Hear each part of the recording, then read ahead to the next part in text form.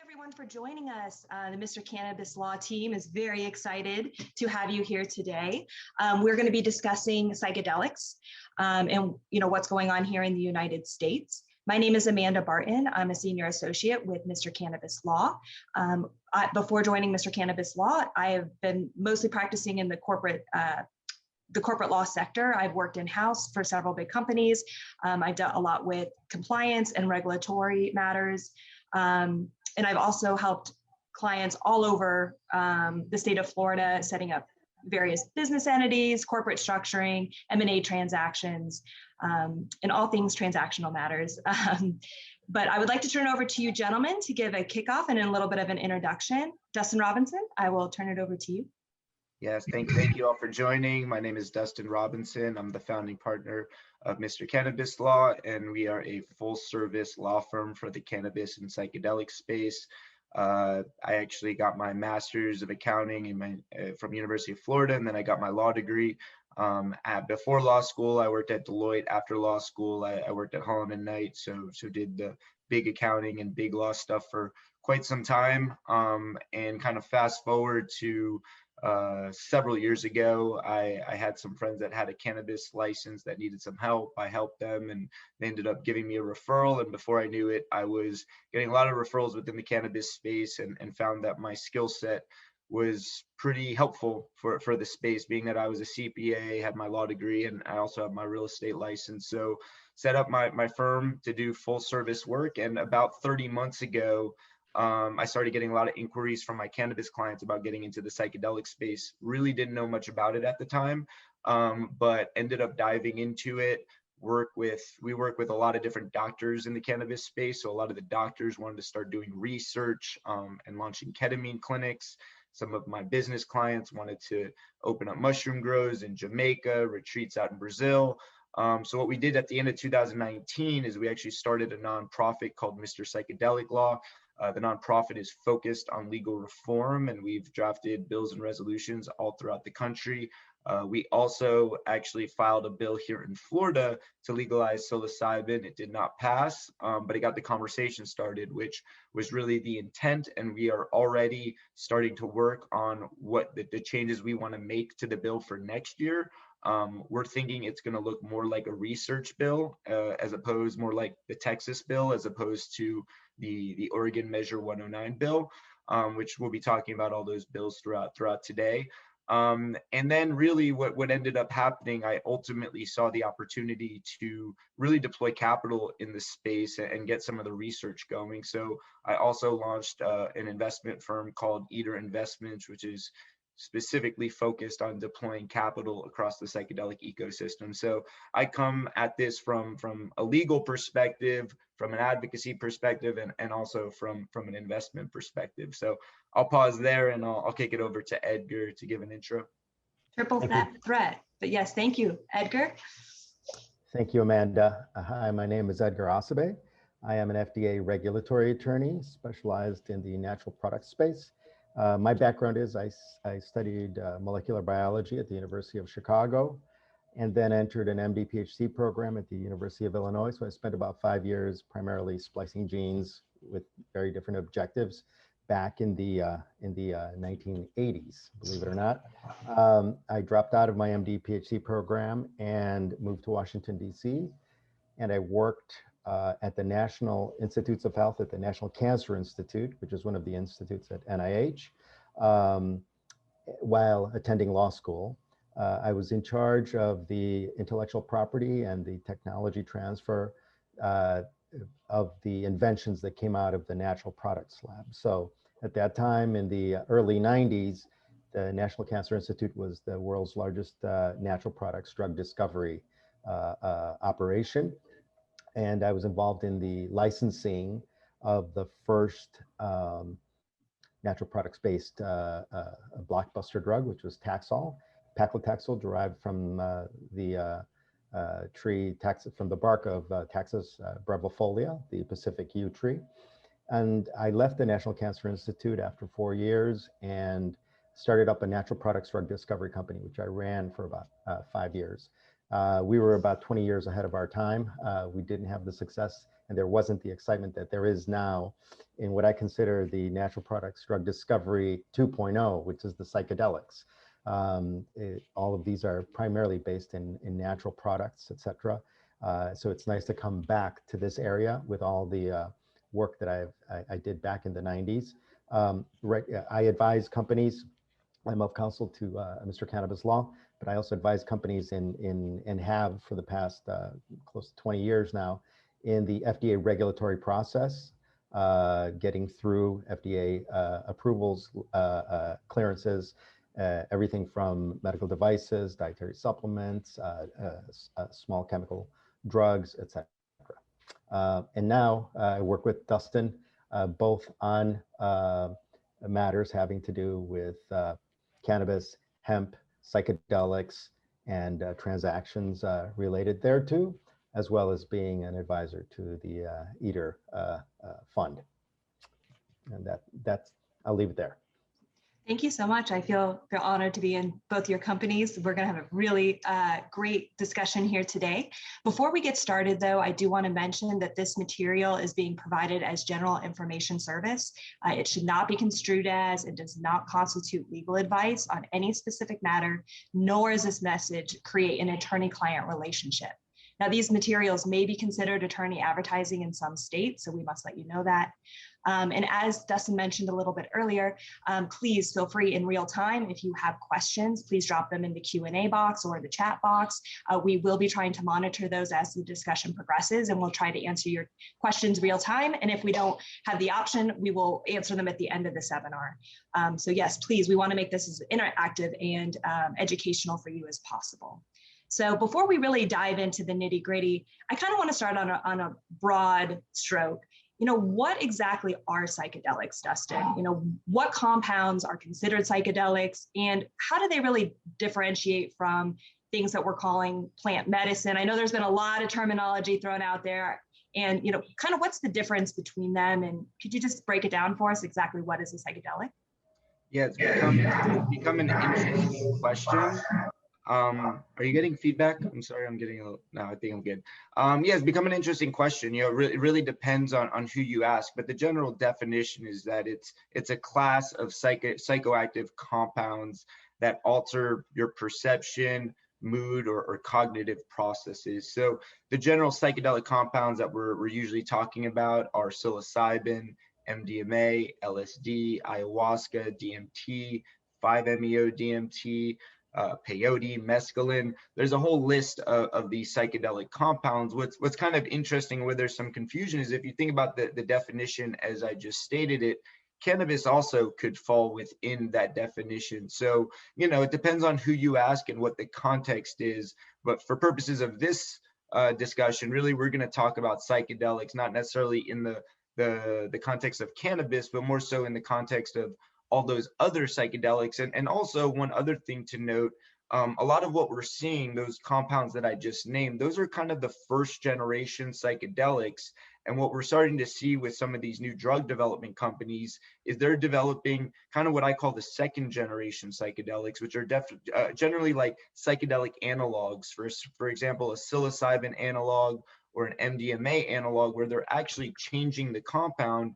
And then what we're also seeing is like a third generation, which are NCEs, new chemical entities, which are essentially completely different entities from those psychedelic compounds, but they are psychedelic inspired. So whether those NCEs will be considered psychedelics in the future is yet to really be determined. But yeah, it's kind of a loaded question, and that's kind of from a broad perspective how you should look at the definition of psychedelics. Great, thank you so much for that. And if I'm giving feedbacks, please let me know and I'll put in my headset. Now, how are psychedelics classified here in the United States? You did mention it's a class. So how are psychedelics classified? Yeah, right now psychedelics are Schedule I compounds on the CSA, so on the Controlled Substances Act. So that means they have no medicinal value and a high likelihood for abuse.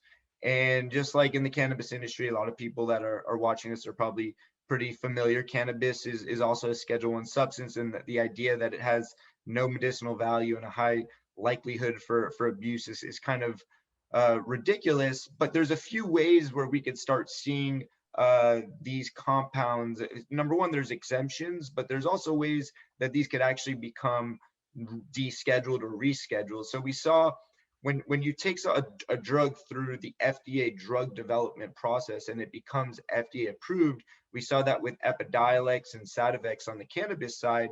What will happen is the FDA will approve it, and then it'll actually go to the DEA for rescheduling.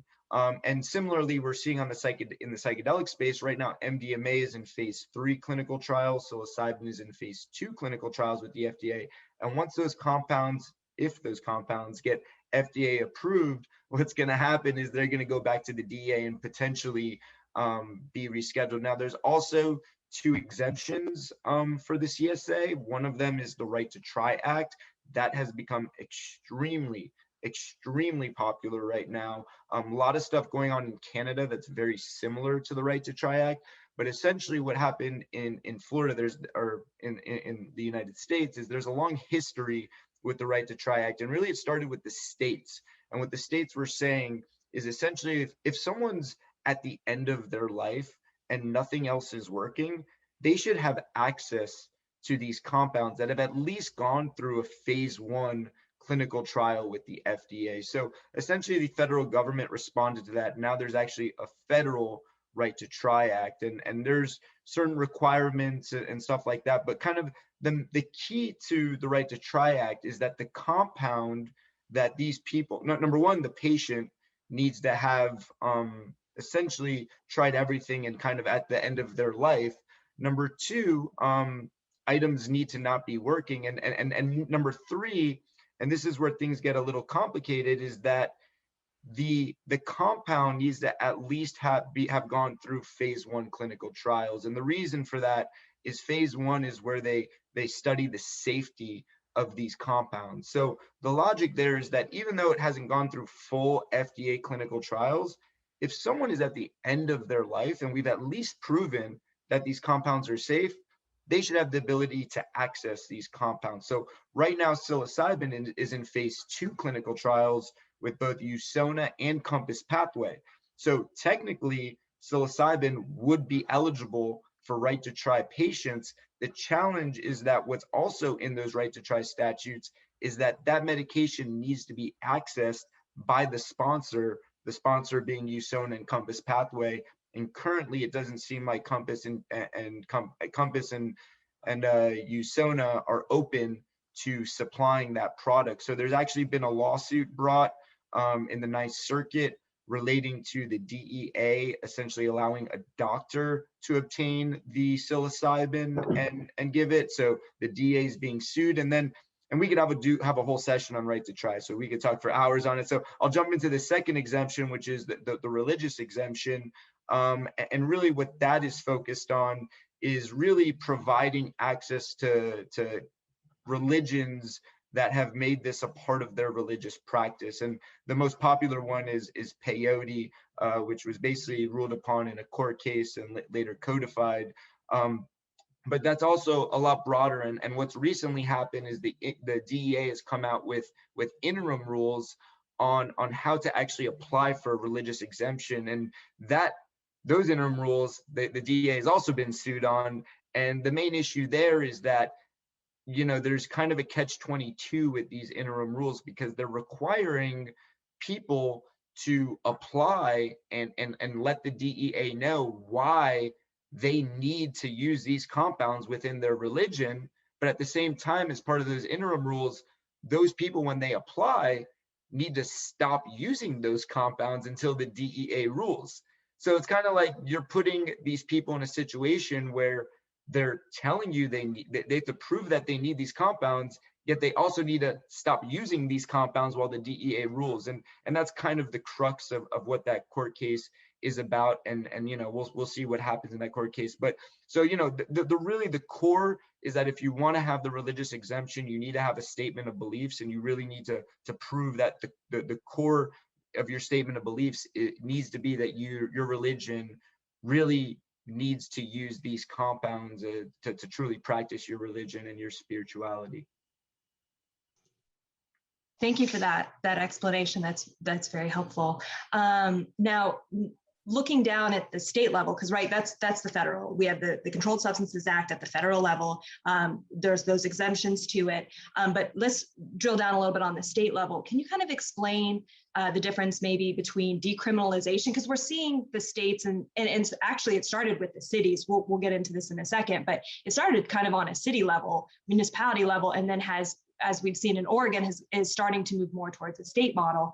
But there's a big difference between decriminalization and actual legalization. Can you explain that a little bit, Dustin? Yeah, and I think first it's important to even make the distinction between what's going on at a city and state level and what's going on at a federal level. So at a federal level, you have companies that are right now developing drugs going through FDA drug approval. And the FDA has actually designated a couple of these compounds as breakthrough therapies, which I think Edgar is going to touch on a little bit later. Now, that's the normal drug development process. You know, there's nothing illegal about those companies. They're going through the proper federal pathways to get those drugs approved. What's happening at a city and state level is essentially two things: decriminalization and then legalization, which are two very different things. Started with decriminalization. You had Denver, Oakland, Santa Cruz, Ann Arbor, a couple cities within Massachusetts decriminalize. And all decriminalizing means, it's a little bit of a misnomer. It means that it's the lowest priority for that particular city. It's the lowest enforcement priority, and they're not going to allocate any money from the budget to enforcing it. It's still criminal. So in a city where something is decriminalized, or even a state where it's decriminalized, as we've seen in DC, that all that means is that it's decriminalized. But from a federal perspective, still illegal, still a Schedule I substance. From a state perspective, still criminal, still illegal from a state perspective. All they're saying is that they're not going to allocate resources to it. Now, legalization, in contrast, the only state we've had actually legalized thus far is Oregon through Measure 109, and that's an actual legal commercialized framework. So that is actually saying we are allowing you to sell, in Oregon's context, it's psilocybin.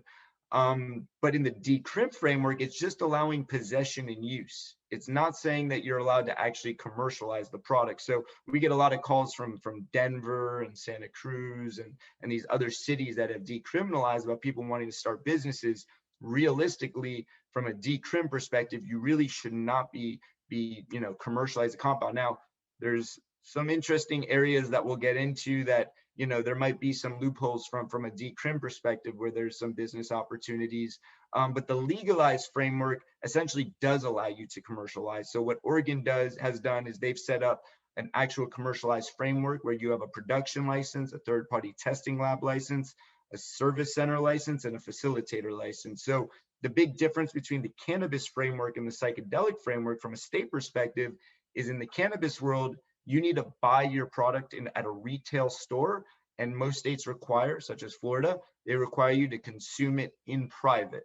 It's the opposite in the psychedelic space. They're actually saying you need to go to a licensed service center, and that psilocybin needs to be administered by a licensed facilitator at the licensed service center. So it's a complete kind of paradigm shift from what we're seeing in the cannabis space. And that structure, that state structure, what's important to note, still federally illegal. Even under the legalized framework in Oregon, still federally illegal. And there's a lot of questions that, are still unanswered about how this is going to roll out, such as, in the cannabis framework, the doctors have essentially been protected as long as they're recommending these compounds as opposed to prescribing.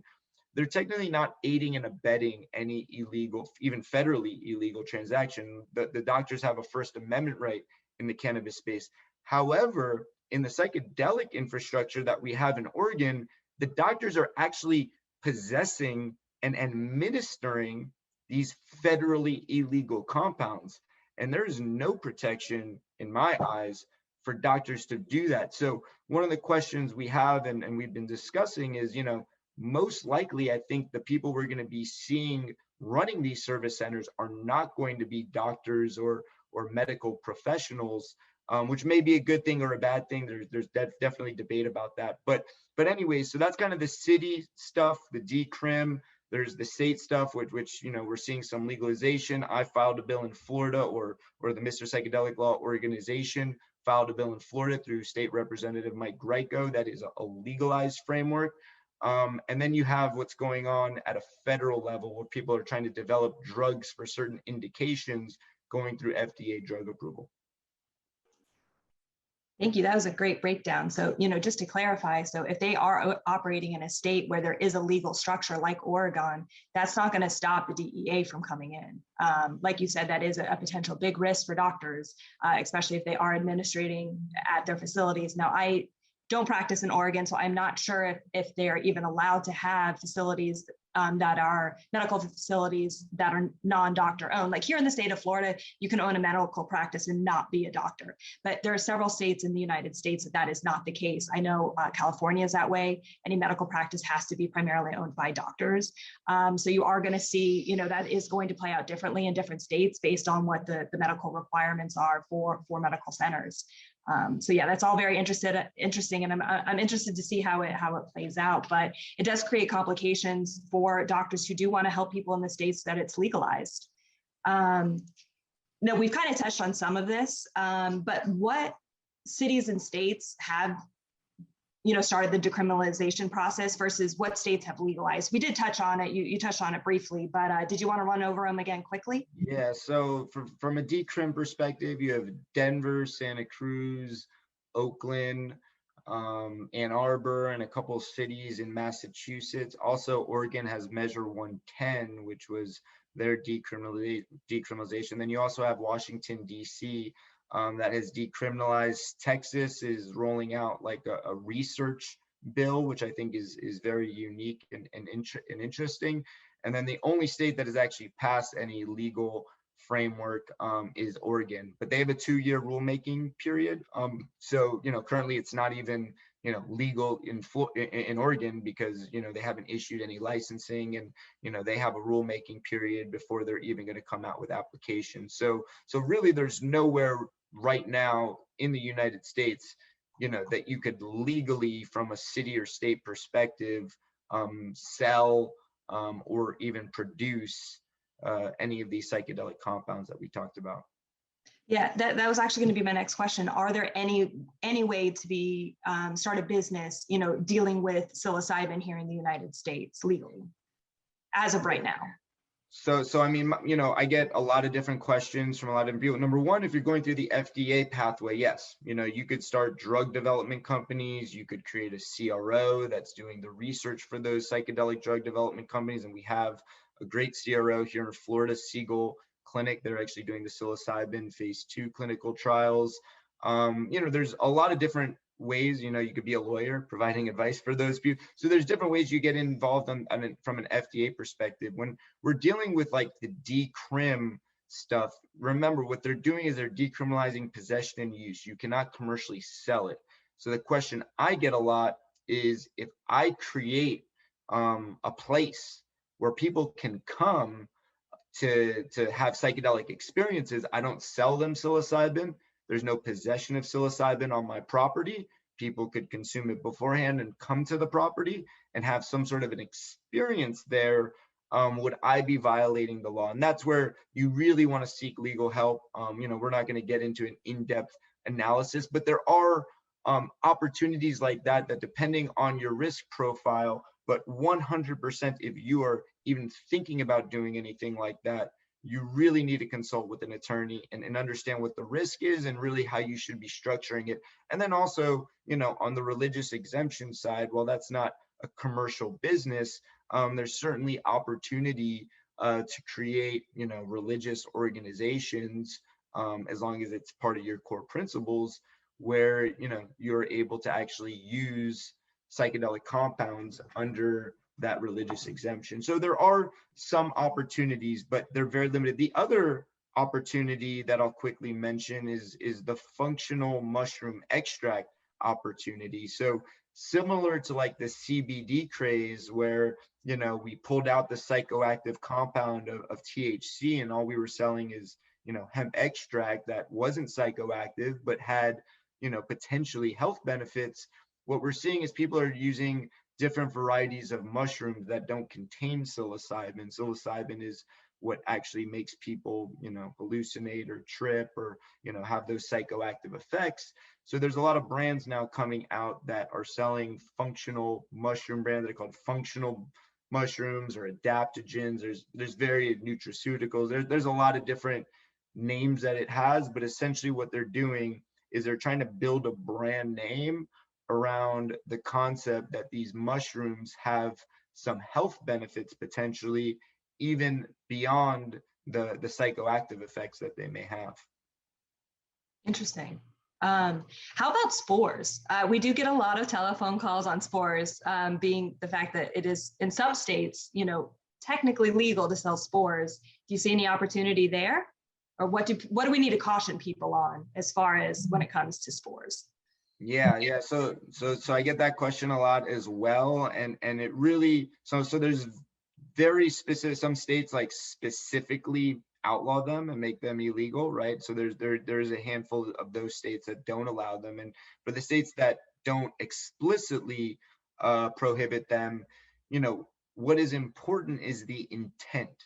So even if you go into a smoke shop and you go to buy a bong, they'll quickly correct you and say you're not buying a bong, right? They'll say that you're buying an art piece or a smoking pipe, water pipe or tobacco pipe. Exactly, because you cannot sell a pipe for the purpose of being used for an illegal purpose, smoking marijuana, which is federally illegal. Similarly, you can't sell a spore if the intent is for them to essentially grow it to have an illegal substance. So, there's a couple different ways, that companies are getting around this. You could go online right now and order some spores from a couple different companies, and you'll see some of the language they use. It will explicitly say that it's for research purposes. It is not for purposes of you growing illegal, magic mushrooms.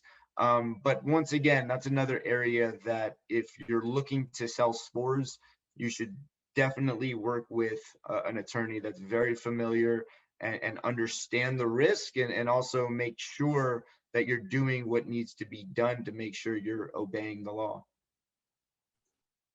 Yes, it's a very kind of gray area. Like you said, it revolves around intent. And the last thing you want to do is have to deal with law enforcement and try to prove that your intent was not bad. So it's definitely important to work very closely with an attorney that can help guide you through the legal pathways. Now, I have a question for both of you. Do you think the psychedelic industry is going to look similar to the marijuana industry here in the United States? Edgar, you want to go first? Sure. In some way, primarily, no, I don't think so, other than in the jurisdictions that Dustin has discussed, where there is already an opening. There's a initiatives and a decriminalization or even therapeutic use that's being allowed, like in Oregon. Then you have opportunities for let's say non-FDA approved products to be available. So this really goes into how are you delivering these psychedelic products to users or patients, right? So I think if you look at it right now, the biggest movement on this and the most money that's being poured into this is in the area of getting these very effective, sometimes therapeutic compounds that are found in psychedelic drugs, and sometimes they're not the actual psychedelic component alkaloid. Sometimes there are other interesting molecules that we're finding out may have therapeutic activities. Getting those through the FDA drug development pipeline is there's a lot of money being poured into that right now. It's sort of been a sector that's been forbidden for research even in the past 40 years. And now it's opened up. So we're going to see FDA approved therapies for very specific indications, and those will be allowed all over the United States, and doctors will be able to prescribe them. Then there are the states that Dustin and jurisdictions that Dustin has described as either decriminalization and one of them even permitting therapeutics. Those would allow local activities in these areas that that jurisdiction or that state needs to regulate in their own way. Otherwise, as Dustin mentioned, these are all on the Controlled Substances Act, and a DEA can march in and shut you down in any of those states where there's decrim. So essentially, the federal authorities take a step back, take basically enforcement discretion, and let a state or jurisdiction have that control. But if that control is not sufficient, federal authorities can come in. And that's why and again, we're talking about psychedelics, right? Compounds that induce psychedelic experiences and that cross the blood-brain barrier, right? These are powerful alkaloids that need to be regulated, right? In some ways, if you're going to use them therapeutically, just so that they can be standardized, so we know what the dosages are, so we know that we're getting the effective molecule and not tainted or adulterated molecule. So that's why I believe there's going to be, in the majority of the United States, there already is an opening. I mean, we're talking about psychedelics today. 5 years ago, I would not think that 2 lawyers would sit here, 3 lawyers would sit here and talk about psychedelics as a general interest. And we've all been working, furiously in this area now in the last year and a half. But I think there will be states like Santa Cruz, right, and Oregon and places like that that will create opportunities outside of the FDA approved drug therapeutic realm that will allow other types of therapies to be available. Dustin? Yeah, I mean, so obviously cannabis and psychedelics, they're similar in that they're all Schedule I substances on the CSA. So that's the similarity, but it's important to talk about the differences. And the way I see it is that marijuana was, the industry was mainly driven by the adult use. Now, some people use it for sleep, anxiety, whatever you might. It's really about full access to the plant at the end of the day. People should be able to use it for whatever purpose that they want. That's really, even the states that have medical, they are moving towards an adult use model. And that's the main driver. In contrast, in the psychedelic space, the main driver right now is mainly the science and medical research to resolve various mental and behavioral health issues. So it's more medical. Now, in the cannabis space, I think the future, if we fast forward 5 to 10 years, it's going to be largely based on adult use with a small sliver being for medical. The opposite is true for psychedelics. I think if we fast forward in 10 years, a vast majority of the industry, the big market availability is going to be in the drug development biotech space, and there will be a small sliver for, I don't even want to call it adult use. It actually, really what is starting to form the dichotomy that's forming in the psychedelic space isn't necessarily adult use versus medical.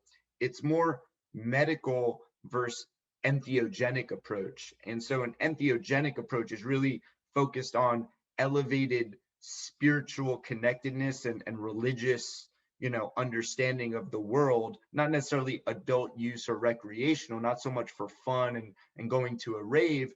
It's really this distinction between medical and an entheogenic approach. It's more about a spiritual and elevation of consciousness. And I'm a big believer. I believe that even if you don't have an indication, you're not depressed, you don't have PTSD, you're not, suffering from addiction. Even if you don't have those indications, I believe you should have access to these compounds and be able to explore an elevated state of consciousness and more oneness with the world. However, right now, I don't think that is really truly an opportunity for quite some time. So the first step is really proving these compounds out based on them resolving various mental and behavioral health indications, right? If we could get the science and the research and move through phase 1, phase 2, phase 3, and develop this large area of research that proves it out for these very serious conditions,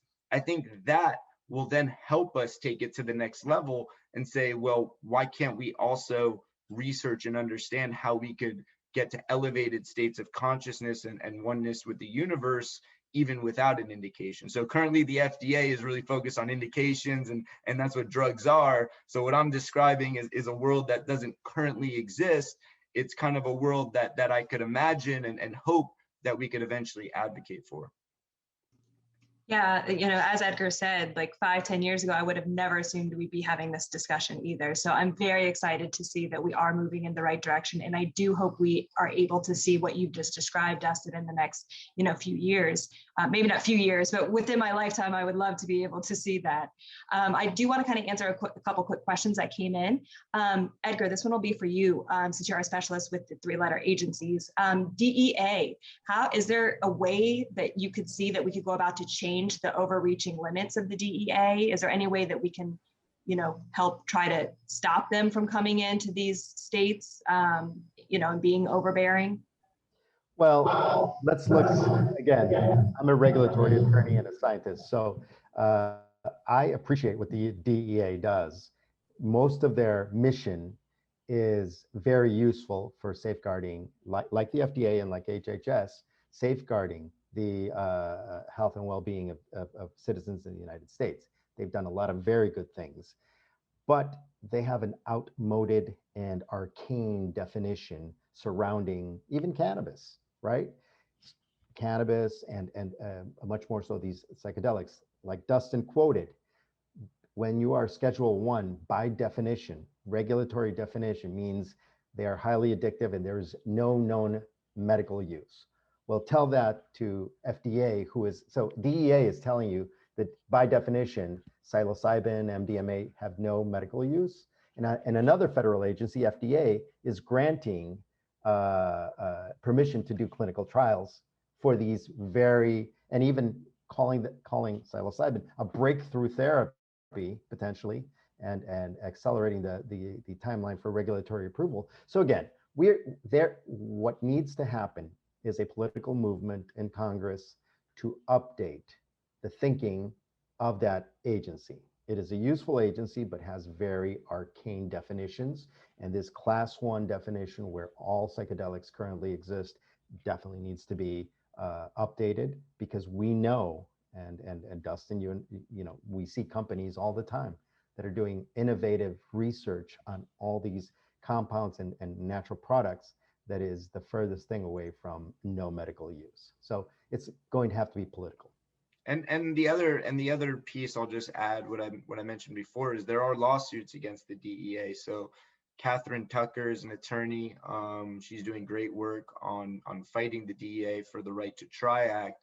And then you also have a lawsuit against the DEA relating to the religious exemptions and their interim rules. So, there are people that are fighting back and taking them to court to try to handle some of that overreaching. Perfect. I'll sneak in one more question, then we'll move on with some of our other FDA questions. Now, we have a question from Julie. Is there international precedence for the legal use of psychedelics that might set an example for a paradigm that either controls these products effectively while being allowing legal use? Or controversially, have we seen any ineffective, any approaches that have been ineffective in controlling these psychedelics adequately? I know we have seen, we do know about the psilocybin retreats in Jamaica that are popping up. I know that there is historically some use in Brazil and Peru, but I personally am not very familiar with those structures, so I can't really opine on that. Do you gentlemen have any? Yeah, if I could just say a couple of things. Number one, having worked in the past, more than 25 years dealing with FDA and other federal agencies, they don't look to foreign regimens, even on things like drug approval and things of that sort. We have our own regimen that is created internally, and there's a bit of pride in that in the federal government. So I think it's a very well-meaning approach to say what are approaches in other countries, but that's not typically adopted by the United States. Just harmonizing the medical device approval regulations has taken 15 years and fallen very short. And that's in medical devices. So think about psychedelics. I think when we look at indigenous use, like, for example, ayahuasca, and then you see the middle ground of the Santo Daime religion that is permitted to use ayahuasca, which has dimethyltryptamines and harmaline and harmine. These are all true psychedelics that cross the blood-brain barrier. There we see examples of ways that that it's being used safely and with the right set and setting. And I think in a practical sense, this is even informing some of the researchers. I think that's where it's useful to look at regimens. I don't think that FDA would, or DEA, look to Jamaica for how you regulate or permit Dustin, you're laughing. Of course not. And even in Holland, I mean, we've already blown past that on the cannabis side. So, they have the psilocybin truffles and things of that sort, but these are one-off examples. I don't think there's really a regimen, and I don't think the US government would really look at that. Dustin, you may have a different perspective on this. No, I mean, we in the United States, we have the 10th Amendment, which basically allows the states to be laboratories of experimentation, right? We don't have anything like that from an international perspective, where the countries are laboratories for experimentation, and then we, kind of adopt what we think. We do have, there are international treaties and there are things of that nature, but and certainly, there's retreats out in Jamaica, Brazil, and to the extent Oregon wants to take a look at how that paradigm has worked out and some of the mistakes and some of the good things from what that looks like, Oregon could certainly look to that and potentially adopt it. I mean, I'll tell you from our investment firm, which Edgar works with me at the investment firm, these a lot of these companies we're looking at are located in other countries. And it's interesting hearing, whether they're developing APIs or production methodologies, extraction methods, drug development companies. There's all these different companies, whether they're in Canada or wherever. And it's interesting to hear how many of them mention Oregon, and that they're going to be doing all this outside of the country to hopefully bring a model to Oregon or to import. I've heard multiple times on calls about people planning to import psilocybin from Canada, because Canada has kind of an expanded access program that they just had, where you get a dealer license to actually produce psilocybin. And so we look at a lot of Canada companies, and these Canadian companies talk about, exporting product into Oregon. And I have to remind them that what Oregon is doing, it's still federally illegal. So just like in cannabis, where you can't have interstate commerce of cannabis, you can't cross state lines with cannabis because it's federally legal. Just the same, you're not going to be able to import and export in and out of Oregon.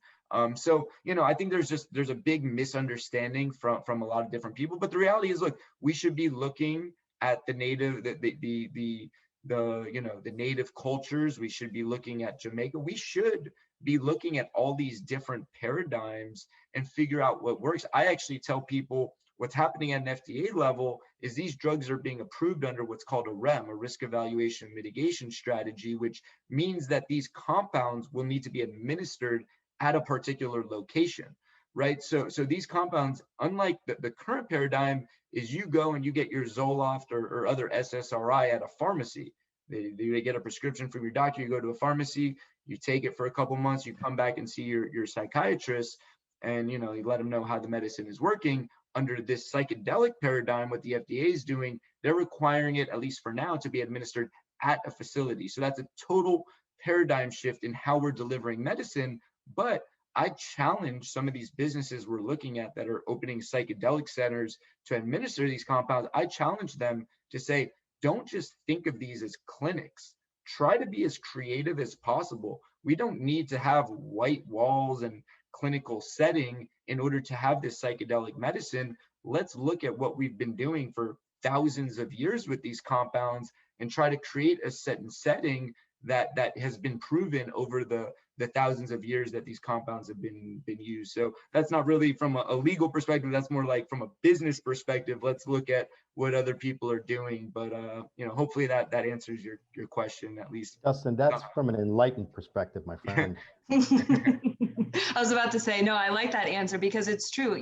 We need to be creative without violating the laws. We do need to be creative, and we ourselves can bring in some of that culture from and experiences from other countries, because like Edgar mentioned, our government's not going to do it, so it has to be on us. Speaking of which, Edgar, I do have a question. We've been talking a lot about the FDA. What is their position on psychedelic drugs? Well, a lot goes hand in hand with the DEA and the FDA. As you know, all prescription drugs, once they're approved, not over the counter, but prescription drugs, they are, they are part of the Controlled Substances Act. They're deemed class 3 controlled substances, right? So there is this interplay between FDA and DEA. DEA has always been staunch, as I've mentioned before. They've always been, okay, all these are harmful drugs, they're addictive, there's no use. And that, through research, has been blown out of the water. That doesn't exist. It is a fiction that is still on our books, that we still need to deal with. But the research, and really cannabis has led the way, has created a pathway with the approval of prescription drugs based both on cannabis and now CBD, GW Pharma's product. They've really carved out a way to, I think the most significant thing is that they've removed the stigma of these are drugs. These are, people buying illegally and tripping. I mean, these are some of the most interesting from a phytopharmaceutical point of view, some of the most interesting natural products that exist. They have real therapeutic activity, and what now the power of our research technologies and companies, not just in the US, but Dustin, as you know, throughout the world, companies are dedicating their time and effort and their PhDs, tremendous knowledge to uncover, to elucidate, find pathways, understand receptor systems, etc. So there is no medical use has been blown out of the water. And I think that's FDA is today looking at many, and again, FDA responds to what industry submits to them, right? They don't go out and create things themselves. They're a regulatory agency, and they regulate pharmaceutical biotech, sector amongst others, dietary supplements, foods, etc. So FDA is now very open to receiving good preclinical data, animal studies, in vitro studies, that show the safety of a compound like they always have. And those compounds can come from a psychedelic plant or mushroom or organism, right? And FDA doesn't look at them any differently. If you're bringing me the next, cholesterol reducing drug that you've synthesized in your lab, or if you're bringing me a dimethyltryptamine analog that you've developed in your lab, or if you extracted and purified some psychedelic compound, as long as you have the preclinical data that shows that you can safely then administer this, you can apply for an IND, investigational new drug status, to begin administering to humans and collecting human data. So in a sense, the big stigma with psychedelics, I think, from a 30,000 foot view, has disappeared. Now it's an exciting area of research, and it really should have been like this always. And people like Dr. Andy Weil and people like Wade Davis and the ethnobotanists of Harvard, have been doing this for the past 50 years. And even where I used to work at the National Products branch of the National Cancer Institute, we've known this for decades. Only now has that stigma been removed so that we can move forward with science, business as usual. You touched on it briefly, but could you run through any, are there any drugs that are looking to go through the FDA process right now that involve psychedelics? Yeah, I mean, Dustin knows this as well as I do, because we've talked to, I don't know, 40, 50 companies, maybe more. You've probably talked to more through the fund, but there is very exciting work being done right now, both at the preclinical and some on the clinical level. Some of it is very well known, the Compass work, et cetera. These now valuation billion-dollar psychedelic companies or entities, some of them are nonprofit, are looking at psilocybin or psilocin. Psilocybin is actually the prodrug. Psilocin is the effective alkaloid. MDMA, dimethyltryptamines, the actives in ayahuasca, and ketamine, which is a synthetic drug, but it's dissociative and sometimes grouped into this, and other ones, from San Pedro, magic mushrooms, things of that sort, psychedelic cactus. So we see either preclinical work primarily through our work with evaluating companies and looking at investing in those companies. We see an explosion of work headed towards the clinics. Some of them are already in phase 1, which is just the safety. You just measure how much you can give a human and safely, or some beginning already phase 2 trials that are the pivotal trials that show whether there is efficacy for the indication that you claim this works for. So I think in the next year, we're going to see some interesting results at the phase 2 level. Maybe 18 months, we'll start seeing interesting results at the phase 2 level. We're gonna, just like drug discovery, I've been at this since the early 90s. The probability of success is, once you get into the clinics, is about, at least at most optimistically 1 out of 10 after you've passed phase 1 clinical trials.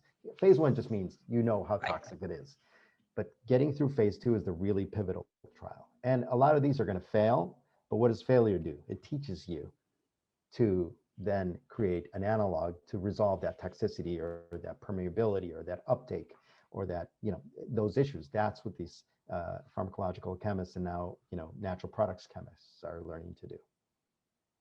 Thank you so much. We are running out of time, so I'm going to try to move a little bit quicker just so we can get to some questions. Do you gentlemen have a hard cutoff at 1, or can we run a few minutes over? We can run a little over for me. Yeah, same here. Yeah. Okay. So you mentioned ketamine clinics, ketamine. Can you please explain that, Edgar? Like, we see ketamine clinics popping up all over. At least I've seen them. They're popping up all over the United States. Can you kind of touch on what ketamine is? Is it a traditional psychedelic? How are these operating legally? All right. So ketamine was synthesized in a laboratory in the 70s, and it was approved in the 70s as a anesthetic. And then it's been, and what you see right now is primarily off-label use. So let me split it up. Esketamine in 2019, which is a nasal form of ketamine, so same molecule, but just it was approved as an FDA product for major depressive disorder, narrow indication, right? And then the ketamine clinics that you see are not using the nasal form. Actually, esketamine is not making a lot of money. It's not what you would consider a blockbuster. The sales are very narrow. Why? Because it's expensive. And what ketamine clinics are doing, and this is not FDA approved, doesn't mean it's illegal. It just means that, taking a step back, FDA approved drugs can be used for the indication that it is sold for, or they can be approved, or they can be used off-label because a doctor believes that this drug will help you for something that it wasn't approved for.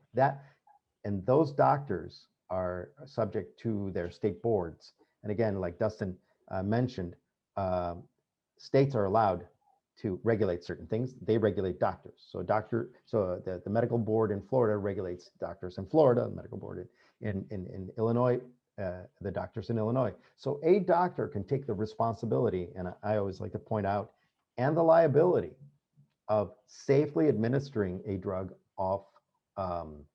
off-label, right? This is a big issue. Pharmaceutical companies cannot promote a product off-label. That's a big no-no. There are hundreds of millions of dollars every year of penalties for companies that do this, right? You get an indication that's very narrow. It's for 40,000 people in the United States, and then all of a sudden you're selling it to 500,000 people. Why? Because your drug reps are promoting it off-label. It's a big no-no. But doctors can do this safely, and that's what the ketamine clinics are. Most of these are getting ketamine from compounding pharmacies and then administering them. And the doctors do that with their knowledge because they understand how to administer this. We have colleagues that do this, that know how to do this. And that is a different route lawful. They're not breaking any laws, but they are taking the responsibility and liability for that activity. And it's being used for numerous other indications, primarily depression, but other PTSD, things of that sort. While at the same time, there are clinical trials to get pharmaceutical approval, FDA approval for those same indications. So you will see today that a doctor can prescribe the nasal esketamine and for that indication, and then you'll see clinics in different states that are popping up that are under physicians' supervision and like what Gus was explaining, it isn't that you take your prescription and you go home. This is part of therapy, right? The therapist stays with you and is a different way of practicing medicine. So that's sort of where ketamine falls. That's the status of ketamine today. And since we're running out of time, I'll just really quickly just give I know a lot of people want to hear about ketamine. So just to make the distinction, there's S-ketamine, also known as Spravato, which is approved for depression. So that's an on-label use of the actual product. And then there's the cash pay ketamine, off-label use, which is generic ketamine, which is really what probably I would say most of the clinics are using, is that off-label generic version of ketamine. And if you're operating a ketamine clinic, you are not only prescribing medications, but you're also dispensing medications because you're actually administering it at your office. So there are various state and federal licenses you need to make sure you have. So that is an issue. And then depending on what state you're in, like Amanda mentioned, some states such as California won't allow a non-medical professional to own a clinic. So, there's various issues related to ketamine from legal and business perspective. And certainly if you're interested in opening up a ketamine, we've worked with several ketamine clinics as clients. And if you are interested in opening up a ketamine clinic, it's really important that you do consult with an attorney. It's not your normal clinic that you're normally operating. Even some of the marketing that Edgar kind of referenced is also a big deal as well. So that's kind of just a quick summary of some of the legal issues you'll find. Yep. I agree. We could do a whole hour just on ketamine and opening a ketamine clinic. But yeah, it is a viable option here. But again, it's very important you work with an attorney in your state and to make sure you get it set up the right way and that you're not violating any of these marketing restrictions. This is a question for both of you. What are the business opportunities that you see in the psychedelic space? Because as we've discussed here in this webinar, largely this is not legalized in the United States. But we have seen a lot of promise. We see, it is a hot topic here. What do you think the opportunities are? Dustin, I'll let you lead. Yeah, I'll take the lead, I guess. So if you want to produce, right now the opportunity is in Canada because of the dealer licenses you get. So most of the producers of these products and the APIs are coming out of Canada. If you want to be a drug development company, that's a biotech play. That's another opportunity to develop an actual drug compound for a particular indication. CROs, contracted research organizations, are the organizations that actually do the research for those drug development companies. And you're seeing tremendous demand for CROs for psychedelic drug trials. So that's an opportunity. The clinics are a big opportunity, and right now we're seeing them. They start off as ketamine clinics, but ultimately they're being set up to hopefully capitalize when MDMA once again is in phase 3 clinical trials. I believe it'll be FDA approved and commercialized in the next 2 to 3 years. I believe psilocybin will be FDA approved and commercialized in the next 4 to 6 years. When that occurs, those clinics will hopefully be able to actually administer those compounds. So the clinics is another business opportunity. The functional mushroom extract is another opportunity that we touched on. Some of the retreats out in other countries is another opportunity. So there's various different opportunities, but it really all starts with understanding the legal landscape, not only within the United States, but really across the globe. Edgar, what are your thoughts? Do you have anything separate? Where do you see psychedelics going here in the United States, and where do you see the opportunities? Well, 2 levels. One is the destigmatization of this sector, which just allows us to have conversations on many levels about psychedelics. Again, 5 years ago, if we were talking about magic mushrooms, it was probably because we were going to go to Sedona or northern Mexico, and we're trying to find something out about it. Today, we're talking about, drug discovery, potential therapies for intractable indications that haven't worked. And I think that's the major message here. There's two sides to why psychedelics are so exciting these days. Number one is because they are chock full of really powerful alkaloids primarily. They can be developed as really effective drugs. The other part of it is the crisis in mental health in the United States, right? The drugs that are FDA approved, have been FDA approved in the past 25 years, really have very limited utility and tremendous, some of them tremendous side effects. And so there's a dearth of solutions for mental health issues, whether it's PTSD, whether it's major depression, et cetera. And it appears that many of these, what we've classified as psychedelics, address those issues in very different ways. So I think as a society, we're evolving, destigmatizing a class of compounds and using our prowess as scientific organizations to really look at and find the utility of what indigenous communities around the world have known for millennia. That's the exciting part for me. Yeah, it's very exciting. I'm excited to see where the research goes. In talking with, we are lucky in the sense that we have access to these incredible doctors that are big advocates for psychedelics and the ailments that it can help. And like Dustin mentioned, I think it really isn't just for people with these certain predispositions, but it can help all of us, get to a higher level of understanding and a higher level of being. So I do find it very interesting, and I'm excited to see where it goes. Now, is there any important legislation that we need to keep our eyes on? Dustin, do you know of anything pending right now? I would say the court case for the right to try against the DEA is an important one to watch. The court case against the DEA relating to the religious exemption is an important one to watch. California has a bill out there.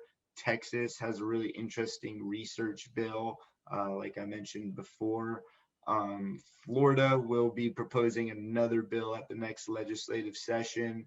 There's a lot of things happening at a city and state level. And it's interesting because I really right now see the opportunity mainly in the biotech stuff, not in the city and state, but there's actually tremendous traction we're getting at a city and state from a city and state perspective. So, things might move quicker than I expected with respect to CSA, especially in light of the mental health issues, the mental health crisis we have. The single biggest challenge I believe our society has right now is this mental health crisis. And currently, the pharmaceuticals that are out there for mental health just aren't working. And so we now have a class of compounds that are demonstrating extreme efficacy for helping with some of these mental health issues. So we kind of have a problem. The current solution is not a solution at all. And we have this class of compounds that may actually be that solution. So there's really a very strong impetus to move this forward from a city and state perspective. And some of the cities and states are really starting to take note of it. Yeah, and as you mentioned, there is a big biotech play, and there is people that are getting into the research and development. So there are investment opportunities in that space. And so obviously, you mentioned you do have a fund that is working in, deploying capital into the space. So for investors that do have capital, there are, investment opportunities. And, kind of on the same note, Gabriella had mentioned, is there a template to submit to local city councils to advocate for policy change? And I think this is a great idea. So Gabriella, although we don't have one yet, check back on the Mr. Psychedelic Law. That's something I would like to, potentially work on, that maybe we can create some templates or some language, if we do want to start a grassroots movement, both in different states, to try to affect policy, both either on a city council level or a state level. So let's see how we can help out there. And also we actually do have a resolution that we've drafted for various cities. And if you email me, I'm happy to share it with you. You really just need to change the city name, and that's your template. So we've drafted resolutions for Hallandale, Fort Lauderdale, some cities in Central Florida, North Florida. So we do have a template out there for decriminalization, and anyone who wants that, I'm happy to send it out. We're trying to spread the word, and the more people out there we have advocating, the better. So if you email me at drobinson@mrcannabislaw.com, I'll shoot that over to you. Great. We have a question that says, where does the company MindMed stand? It's a biotech and research development company. Are any of you familiar with MindMed? Yeah, so MindMed cross-listed onto the NASDAQ a couple weeks ago. They have a $1 billion+ market cap currently. They're doing research with LSD, and they've essentially acquired some very valuable IP. And that's really the play for these biotech companies. It's who has the strongest intellectual property. And MindMed went out there very early and acquired some of the best IP out there. And originally, I think they were on the CSC or the NEO, and then they cross-listed onto the NASDAQ. So beyond that, I don't give any, this is not investment advice, and I'm not a licensed investment professional or anything like that. And I don't invest into these public stocks myself. We're more focused on the private companies, but MindMed has really put itself out there as a leader within the industry. Yep. We also have a question. This occurred a little bit earlier in the program. Is there any way to protect the medical programs? We were talking about the FDA coming in and shutting. Is there any way to protect the medical programs in the States? Well, it depends on what you define as medical programs. If we're talking about like what that program is doing. yeah, like if we're talking like cannabis has a state medical program, and just to be clear, the Oregon Measure 109 is not a medical program. They actually do not require any qualifying conditions. So that's not. So to the extent you're referring to like state medical programs, it just doesn't even exist. To the extent you're referring to like FDA drug development programs, once the FDA approves these compounds under these REMS, these psychedelic centers will be opening up, and that will be the law. I assume the DEA will reschedule MDMA probably to Schedule 2, maybe Schedule 3, and then I think they'll also be rescheduling psilocybin, or at least the Compass pathway formulation, to either Schedule 2 or Schedule 3, and at that point, it's a normal pharmaceutical product. There was a clarification that came in. Apparently, the medical programs were as to the cannabis models, because they are dying out as adult use comes forward. So unfortunately, this webinar is really not discussing cannabis as much as I love it, and I am a huge supporter and would love to talk to you all day about that. That is not really the intent of this webinar. But please feel free to reach out to us. We'd love to continue that conversation. My email address is abarton@mrcannabislaw.com. So if there's any additional information I can provide you, please feel free to reach out. We will also be posting this webinar on our blog, on our website, if you would like to rewatch it or share it. But I appreciate everybody attending today. Thank you, gentlemen, for sharing your insight. Did you have any closing remarks or comments before we close it out? No, thank you everyone for attending, and we're obviously excited about what's happening in the psychedelic space, and we're excited that there's so much interest and people wanting to get involved. So whether you want to get involved from an advocacy perspective, we have a nonprofit, we're happy to help provide some templates and some advice there. If you need any help, obviously from a legal perspective, we do that through our law firm as well. So happy to just get people involved in the movement. Yeah, I love to get people talking, and just, as you said, advocacy. Let's just get the ball rolling, get it moving. But thank you, gentlemen. I really appreciate your time. Everybody have a great day, and we look forward to seeing you again. We will be having additional webinars. I know we will be having one on the New York adult use bill, and hopefully I'm guessing, I haven't talked to Dustin about this, but I would love to have one discussing the recent Supreme Court decision that came out. So either that, or we'll be having some more information coming out about that decision as well. So stay tuned. Thanks, everybody. Thank you.